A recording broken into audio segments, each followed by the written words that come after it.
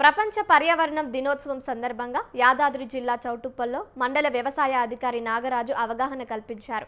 రైతులు వరి కొయ్యాలని తగలబెడితే carbon dioxide, carbon monoxide ఉత్పత్తై పిల్లలకు శ్వాసకోశ ఇబ్బందులు ఎదురవుతాయన్నారు.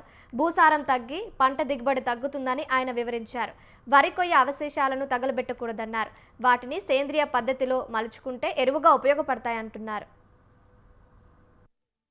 అదేవిధంగా ఈ మధ్యకాలంలో ఎక్కువగా పంట అవశేషాలను కాల్చడం అనేది రైతులు ఒక విధానంగా పెట్టుకొని చేస్తున్నారు. దానికి సంబంధించి ముఖ్యంగా పంట అవశేషాలను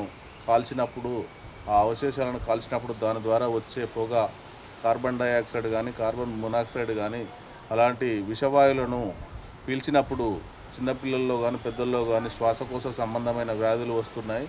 అదేవిధంగా భూసారం కూడా తగ్గి భూమికి సహాయం చేసే సూక్ష్మజీవులు కూడా నశించిపోతున్నాయి.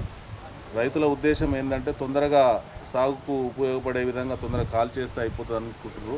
దానివల్ల ఏంటంటే భూసారం తగ్గి తదుపరి పంట వేసినప్పుడు కూడా పంట దిగుబడి కూడా తగ్గుతుంది. కావున రైతులకు మరోసారి రిక్వెస్ట్ చేస్తున్నాము, రైతులు ఇలాంటి పంట అవశేషాలను కాల్చొద్దని మన వ్యవసాయ శాఖ ద్వారా వ్యవసాయ నిపుణులు కూడా తెలియజేయడం జరుగుతుంది.